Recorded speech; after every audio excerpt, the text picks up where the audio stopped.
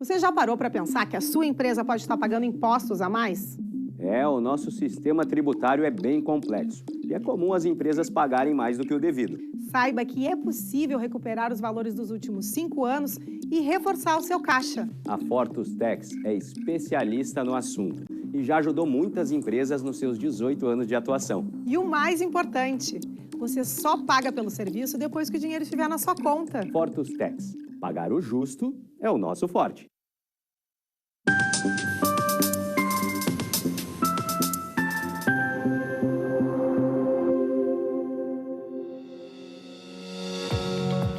Olá, estamos começando agora o programa Papo Certo.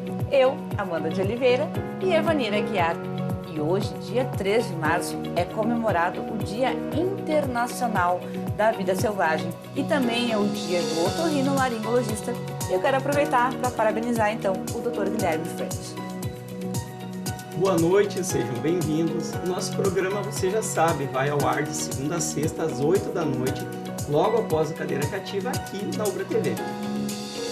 Estamos recebendo o Dr. Lucas Eichberg, advogado especialista em direito imobiliário. Muito boa noite e obrigada pela tua presença aqui no programa. Uma boa noite, Amanda, uma boa noite, Evanir.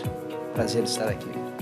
Seja bem-vindo, Dr. Lucas, e hoje o tema é cuidados com negócios imobiliários.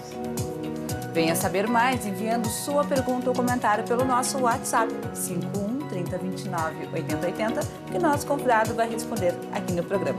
Fique aí, que já estamos voltando.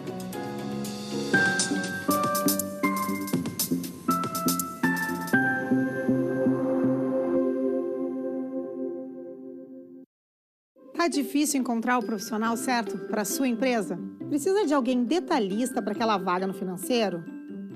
Quem sabe um criativo para o marketing? Ou ainda, alguém focado em resultados?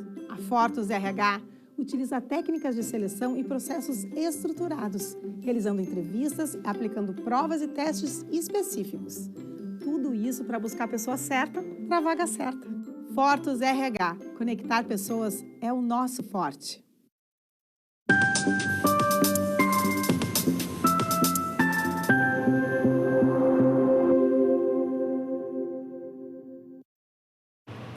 Estamos de volta com o Papo Certo e não se esqueçam que também estamos ao vivo pelo YouTube e pelo Facebook. E a partir deles, vocês podem compartilhar então o nosso programa. Dr. Lucas, então, para começar nosso papo de hoje, diga para nós quais são os principais cuidados que se deve ter na aquisição de um imóvel.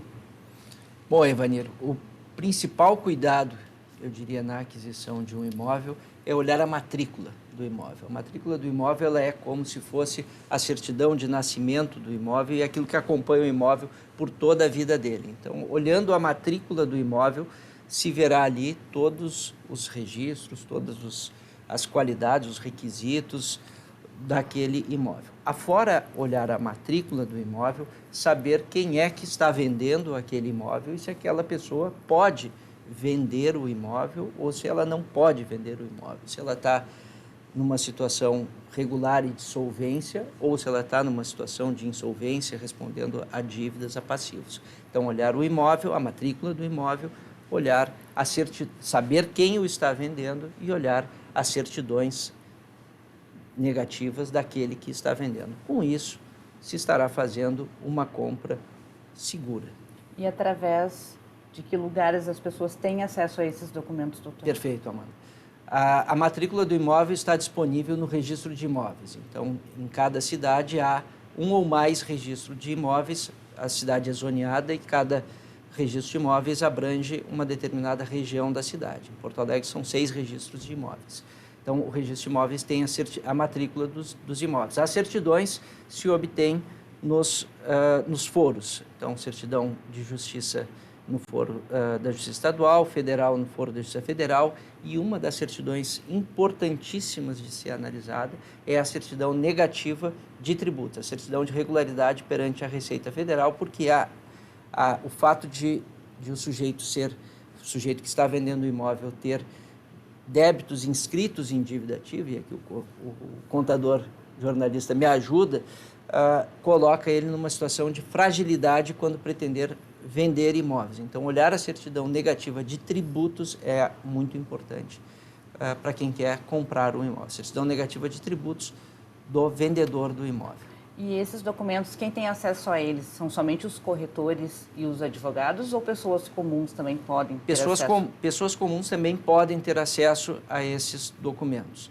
Não puxando a brasa para o assado dos advogados, é sempre recomendável buscar o assessoramento de um profissional na aquisição do imóvel, porque não é uma aquisição de pequena monta. Normalmente, para a pessoa, é o negócio mais importante da vida da pessoa, é a compra do imóvel, é a concretização, muitas vezes, de um sonho, de um projeto pessoal ou familiar, a compra de um imóvel. Então, sempre se recomenda buscar a orientação de um profissional do ramo do direito. O corretor também ajuda, o corretor tem sua especialidade, suas responsabilidades na condução dos negócios imobiliários. Melhor procurar um especialista, então, para dar sempre tudo certinho. Como quase sempre, é o melhor. Tá certo, então.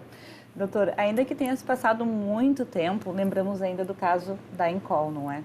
E hoje é mais segura a compra de imóveis na planta em construção do que era na época do caso da Encol? Quais foram as mudanças que aconteceram nesse ínterim? Perfeito, Amanda. Só relembrando aos telespectadores, o caso Encol, a Encol foi foi a maior construtora do país, maior incorporadora e construtora do país, estava em diversos estados, em centenas seguramente de cidades, com obras e comercialização de imóveis na planta, e teve problemas de solvência, veio a uma ruína do ponto de vista patrimonial. Após este caso Encol, a legislação mudou muito em termos de entregar mais segurança àqueles que pretendem adquirir imóvel na planta. Eu costumo dizer que a maior cautela, o maior cuidado que se tem a fazer quando se pretende adquirir um imóvel na planta é saber quem é a incorporadora, quem é a construtora que o está construindo. Então, eu diria aos telespectadores que busquem saber qual o histórico daquela incorporadora, qual o histórico daquela construtora, como ela se comportou em situações anteriores, para que aí se tenha mais ou menos segurança na aquisição. Mas, pegando o que não havia na Encol e que há no caso Encol, na época do caso Encol, e o que há hoje nós temos um instituto que é muito saudável e que traz muita segurança, que é o Instituto Patrimônio de Afetação. Então, para que se possa vender um imóvel na planta, o requisito legal é que se tenha uma incorporação registrada. Então, se alguém quiser, alguns telespectadores que pretender comprar um imóvel na planta, preocupe-se em saber se há uma incorporação registrada, porque é obrigatório que tenha uma incorporação registrada, onde saberá no registro de imóveis e na publicidade do empreendimento é obrigatório que tenha o número do registro do memorial de incorporação. Então, toda a publicidade deve conter aquele número. Esse é o primeiro requisito a olhar, a incorporação imobiliária registrada. A partir disso, recomendo que se busque saber também se essa incorporação adotou o regime do patrimônio de afetação. O que é o regime do patrimônio de afetação? É um regime pelo qual aqueles ativos que compõem a incorporação imobiliária, ou seja, o prédio, a construção que está sendo feita, e as receitas decorrentes da venda das unidades, somente se destinam e respondem às obrigações daquele empreendimento. Então, se institui um regime de caixa único, digamos assim, onde se arrecada dinheiro, o incorporador arrecada dinheiro com a venda, com a comercialização das unidades e somente pode destinar aquele dinheiro para a construção daquele prédio. Até que a conclusão das obras ocorra, aquele dinheiro vai estar direcionado, focado, carimbado para aquele prédio e outros compromissos desse incorporador também não podem atingir esse dinheiro. Então, é um regime de especificação de patrimônio focado e direcionado para a conclusão daquele prédio. Então, comprar um imóvel na planta com incorporação registrada sempre. E se quiser um grau de segurança ainda maior, recomendo que busque uma incorporação registrada com adoção do regime do patrimônio de afetação. Terá, provavelmente, muita tranquilidade e bons resultados a colher. Perfeito. Doutor, podemos considerar um problema quando na compra de um imóvel na planta em construção é verificado que o terreno está hipotecado em garantia de financiamento da produção da própria obra? Perfeito. Eu acredito que não. Acho que não é um problema haver a contratação de um financiamento para a produção com a hipoteca do imóvel em garantia do financiamento. Eu acho até pelo contrário, que isso é uma garantia para os adquirentes de que aquela obra conta com um financiamento imobiliário à produção já contratado e, portanto, com recursos financeiros disponíveis para financiar a construção. Muito se pergunta se essa hipoteca constituída em favor da instituição financeira que financia a construção do empreendimento se sobrepõe, é maior, é mais forte do que o direito do promitente comprador. Nosso saudoso ministro Rui Rosário de Aguiar, infelizmente já falecido quando estava no STJ, capitaneou a construção de uma corrente jurisprudencial que diz que o direito das instituições financeiras nessas hipóteses não se sobrepõe aos direitos daquele promitente comprador de imóvel que quitou todas as parcelas do preço. Então, tanto que eu tenha prometido comprar, eu adquirente tenha prometido comprar um apartamento em construção, ainda que hipotecado para um banco, e tenha pago todas as parcelas decorrentes da minha promessa de compra e venda, eu tenho o direito subjetivo, conforme essa orientação jurisprudencial construída no Superior Tribunal de Justiça, de ver a hipoteca em favor do banco desconstituída para assegurar que eu adquira a propriedade do imóvel livre e desonerada. Então, é bastante seguro comprar um imóvel nessas condições. Agora, mudando um pouquinho de assunto, doutor, quais são os cuidados que o comprador deve ter, então, no momento da posse?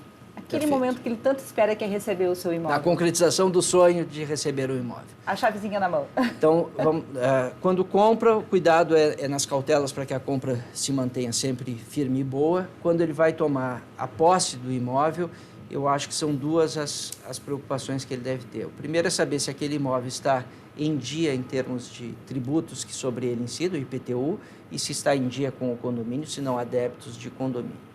E também sobre a situação do imóvel, a situação física do imóvel. O imóvel está em condições, não está? Se é um imóvel novo, que ele adquiriu na planta, se há imperfeições, se há vícios aparentes, e se houver imperfeições, vícios aparentes, que ele aponte no laudo de vistoria. As incorporadoras normalmente fazem, junto com os adquirentes, um termo de vistoria do imóvel, que ali ele aponte as imperfeições, as incorreções que ele entenda que existam no imóvel para que a construtora possa, então, corrigi-las e entregar o imóvel. Isso vale para as áreas comuns também? Vale para as áreas comuns. Perfeito. Vale para as áreas comuns.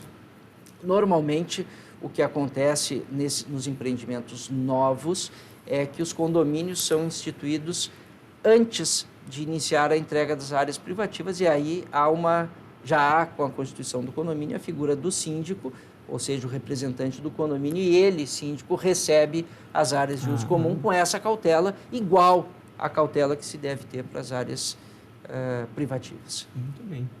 Um outro ponto de dúvida é o que fazer se foi adquirido um imóvel em construção e a obra atrasou?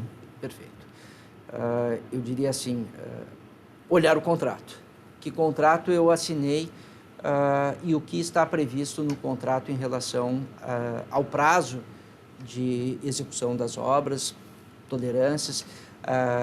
Normalmente, inclusive, a legislação permite que assim o seja, há um prazo de tolerância nesses contratos, porque a obra não é balística no vácuo, há intempéries, há problemas é uma indústria quase artesanal, a construção civil. Então, normalmente os contratos prevêem um prazo de obra estimado que admite uma tolerância de até 180 dias. Então, olhar o contrato e ver quais as consequências que do atraso decorrem do atraso. Se há uma imposição de penalidade à incorporadora ou se há um caminho para, se for do interesse do adquirente, promover a resilição, o desfazimento, a extinção daquela promessa de compra e venda. Doutor, nos fale um pouquinho, então, sobre a lei dos distratos. O que efetivamente ela representa, então, no mercado imobiliário? Perfeito. Normalmente, nos imóveis em construção, a formalização da aquisição se dá inicialmente por uma promessa de compra e venda. É um instrumento particular de promessa de compra e venda. Não estou ainda efetivando a venda do imóvel, mas sim reciprocamente um prometendo vender e o outro prometendo comprar aquele imóvel para quando a obra ficar concluída se implementar a venda. E a venda de um imóvel é por escritura pública, não é por instrumento particular, porque a lei diz que somente por escritura pública é que se vende um imóvel.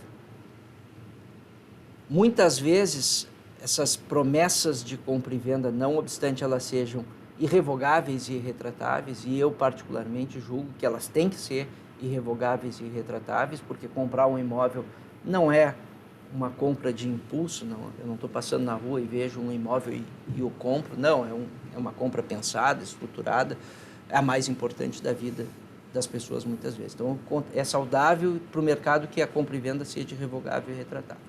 Mas, a partir de uma construção, de novo, jurisprudencial, o irrevogável e irretratável dos contratos de promessa de compra e venda passou a ser relativizado quando houvesse um impedimento, uma impossibilidade do promitente comprador em concluir a aquisição. Ou seja, aquele promitente comprador que comprou e estava empregado e deixou de estar empregado, ou aquele promitente comprador que comprou e foi acometido por uma doença séria que diminuiu a sua capacidade de trabalho, enfim. Então, a jurisprudência passou a admitir que esse promitente comprador pudesse desfazer a promessa de compra e venda e, ao desfazer a promessa de compra e venda, reaver as parcelas do preço que havia pago.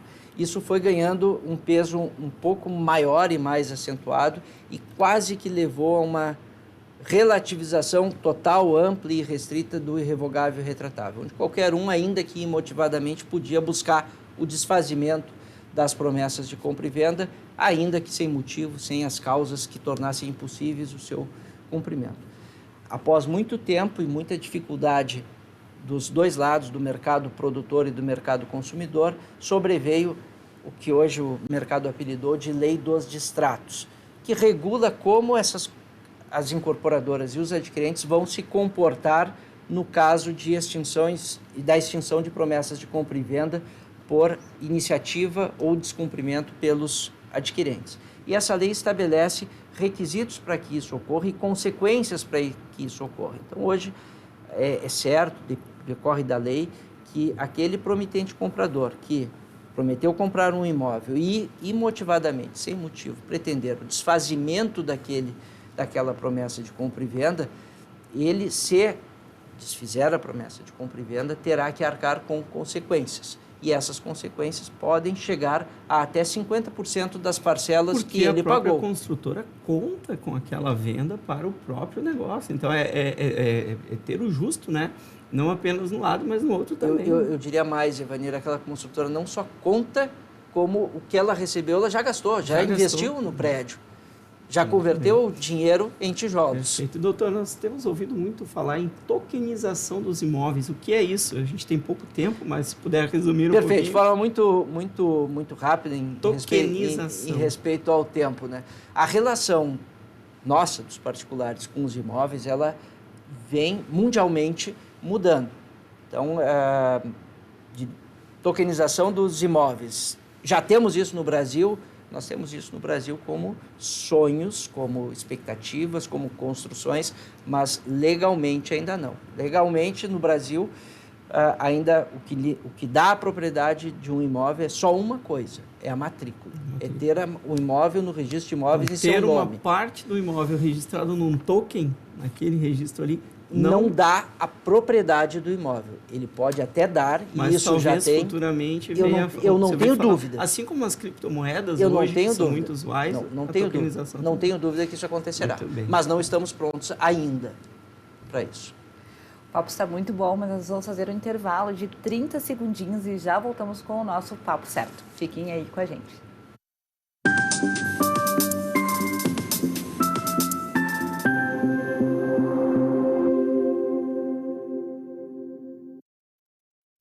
Em tempos de juros altos, margens reduzidas e incertezas, rever estratégias é fundamental para manter o seu negócio competitivo. Esse cenário exige planejamento e organização financeira. Nessas horas, qualquer ajuda é bem-vinda, mas a ajuda de um especialista é necessária. A Fortus Consulting conhece na prática e tem as soluções adequadas para cada situação. Fortus Consulting. Melhorar os seus resultados é o nosso forte.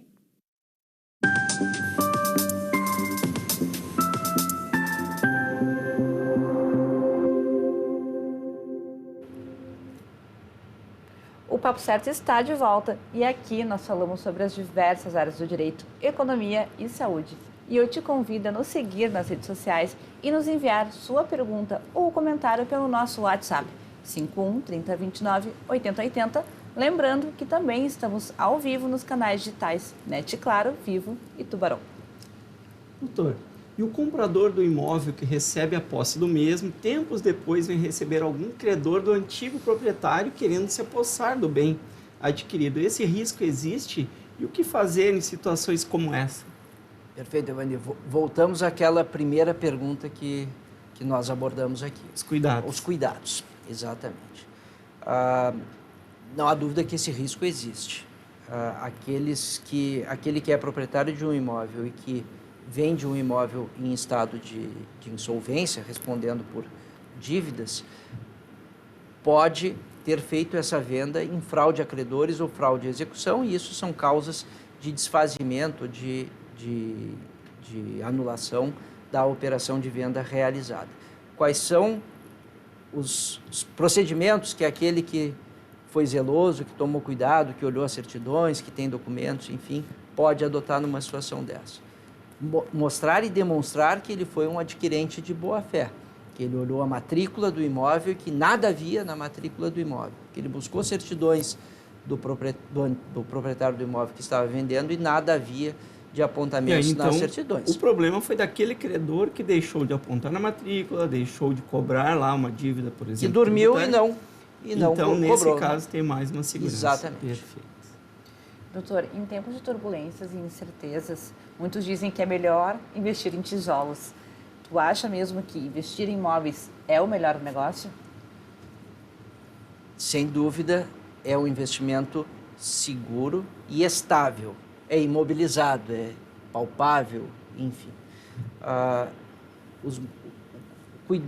Cuidado, o que deve ser feito quando se investe em imóvel é saber o para que se quer aquele imóvel e por que se está comprando aquele imóvel, quando se tem o objetivo de investimento. Mas, sem dúvida, é um investimento extremamente seguro, extremamente longevo e que pode ser feito e pode ser usufruído com muita tranquilidade pelas pessoas.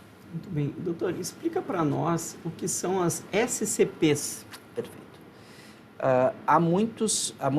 SCPs a SCP é uma sigla que identifica sociedades em conta de participação. A sociedade em conta de participação é um modelo societário onde há um sócio ostensivo, aquele que aparece, que se relaciona com terceiros, e há um sócio participante. Hoje a legislação chama de sócio participante, tempos atrás chamava de sócio oculto. Esse sócio participante, antes chamado de sócio oculto, ele não aparece. Então, são sociedades típicas de investimentos. No mercado imobiliário, muitas vezes se investe não com a compra do tijolo, mas sim com a participação em SCPs, onde alguém põe dinheiro como sócio participante de uma sociedade em conta de participação para participar do resultado de um determinado empreendimento. É um investimento que vai gerar mais ganhos, seguramente mais ganhos, mas envolve um grau de risco um pouco maior. E aí sim, se eu diria que para comprar um imóvel é recomendável que se contrate um advogado, eu diria, para participar de uma SCP é mandatório, é obrigatório que contrate um advogado e consulte um contador. E podemos considerar, então, que ela é segura?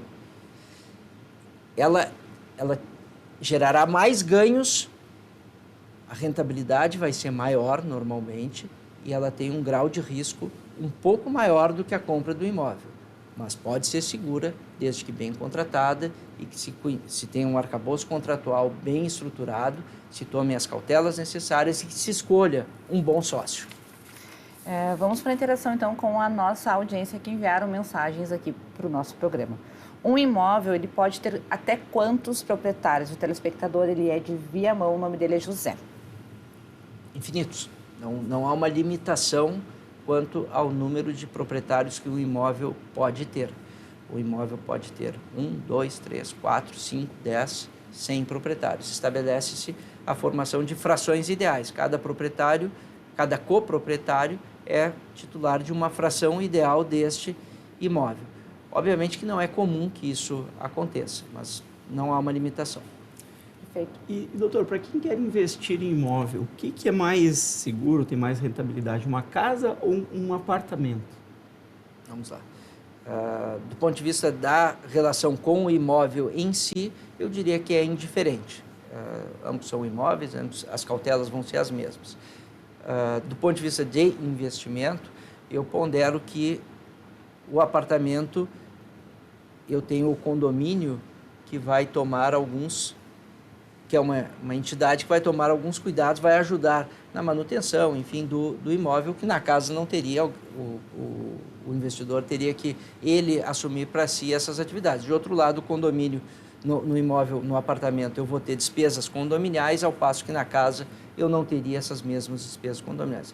É muito de escolha, de gosto de cada um, mas do ponto de vista de jurídico e de segurança, eu diria que é indiferente.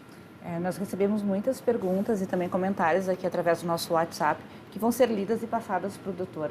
Caso vocês tenham mais alguma dúvida, podem enviar, que a gente vai ler aqui, vai estar passando para ele e respondendo após o programa, então. Em nome da nossa equipe, doutor, muito obrigada pela tua presença, pelas informações e pelos esclarecimentos. Amanda, Evanira, eu que agradeço. Uma boa noite a vocês e aos telespectadores. Prazer ter estado aqui. Eu agradeço também a você por ter nos assistido, lembrando que o Papo Certo é reprisado às 7h30 da manhã, de segunda a sexta, aqui na Ubra TV. Nós voltamos na segunda-feira, às 20 horas, ao vivo. Estará conosco a juíza do trabalho, Cláudia Carpenedo. E o tema vai ser afastamento do trabalho por motivo de saúde. Estaremos esperando vocês. Até lá!